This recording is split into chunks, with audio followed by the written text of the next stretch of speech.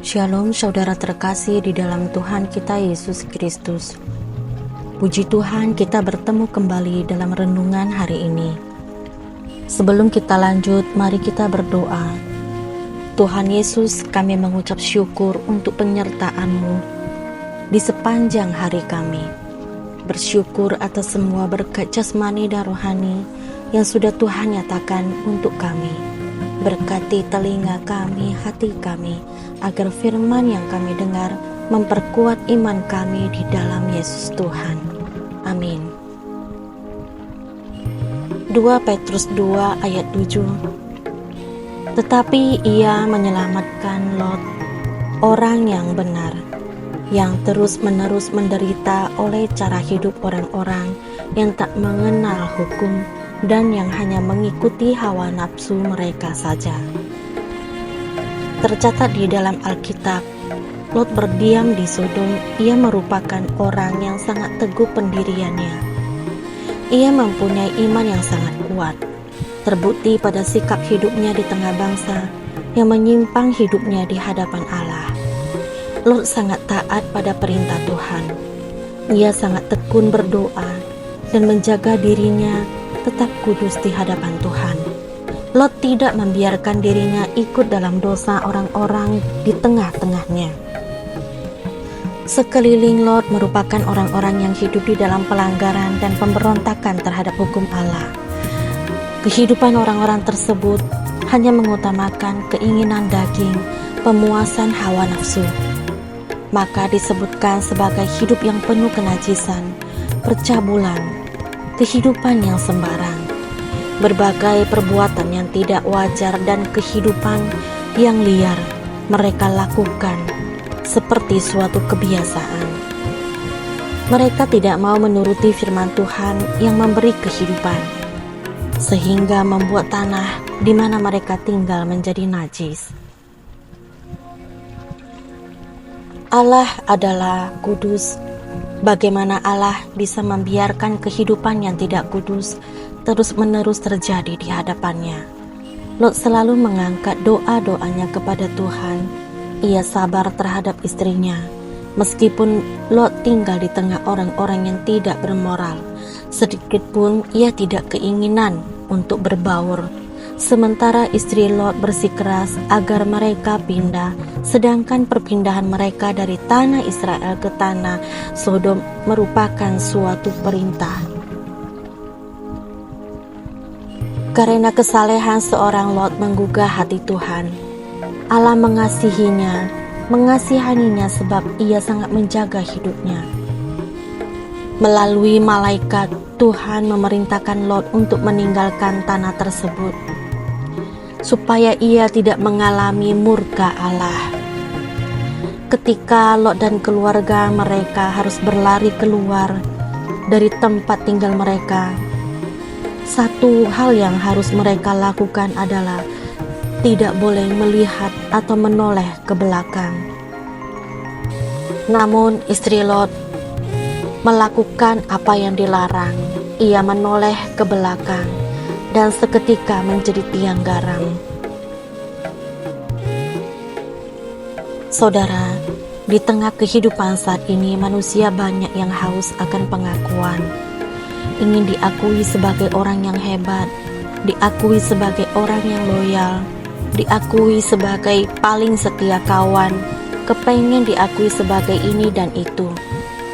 Kehausan untuk diakui tersebut membuat manusia kerap membangun pencitraan atau image yang palsu.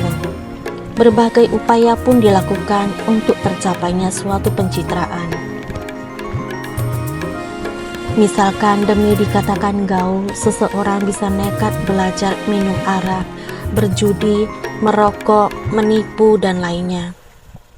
Demikian pula wanita-wanita yang haus pengakuan dari kaum pria saat ini amat sangat mengutamakan penampilan, karena haus akan pengakuan, ingin dikatakan paling cantik, paling pintar, paling segalanya, sampai nekat mengorbankan sesuatu yang baik demi sebuah pembuktian publik.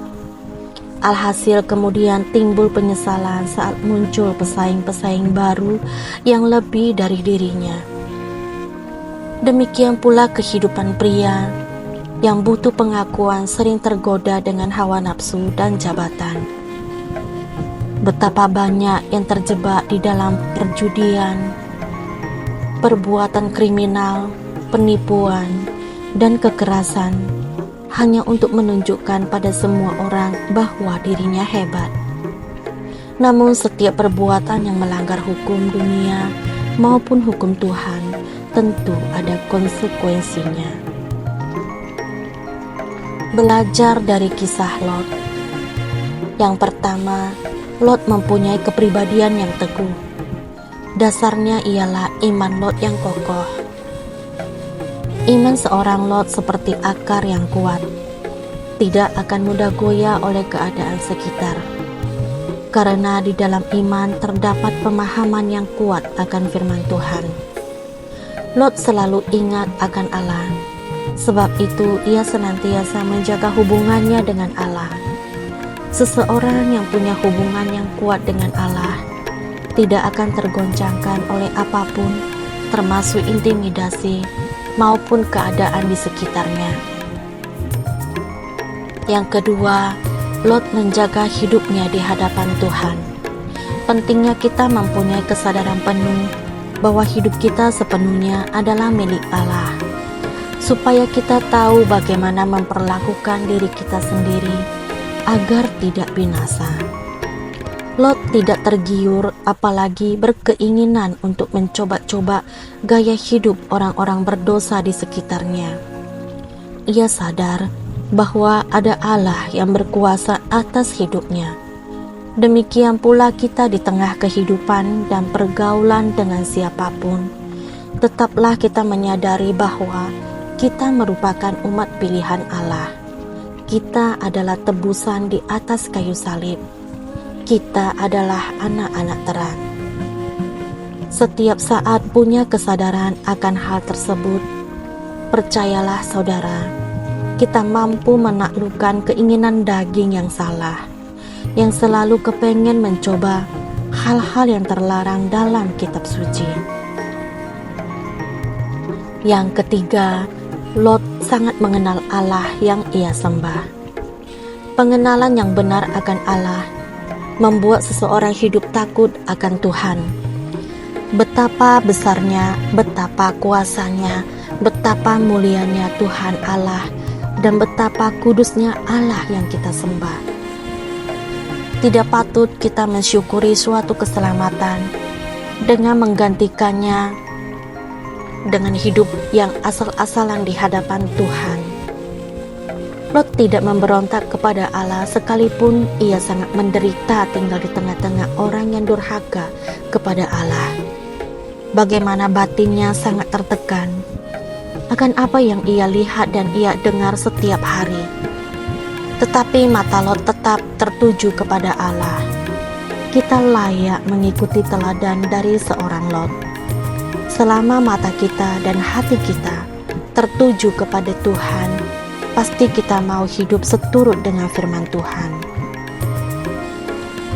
Yang keempat, Lot tidak bersungut-sungut melainkan tunduk kepada Allah.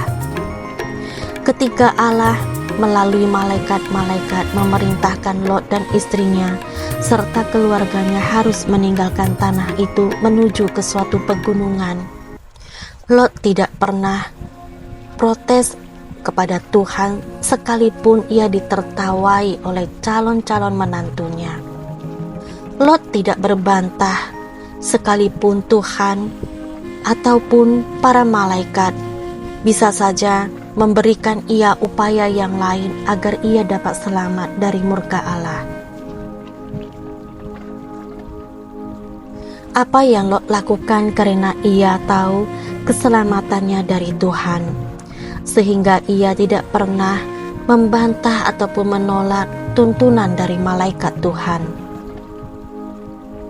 Ia yakin Tuhanlah pelindungnya dan tidak akan mencelakainya. Lot tidak bersungut-sungut kepada Tuhan, sebab hatinya tunduk kepada firman Tuhan. Ia tahu siapa Allah yang ia sembah. Saudara, banyak cara upaya dari orang lain untuk mengubahkan kita agar sama seperti mereka.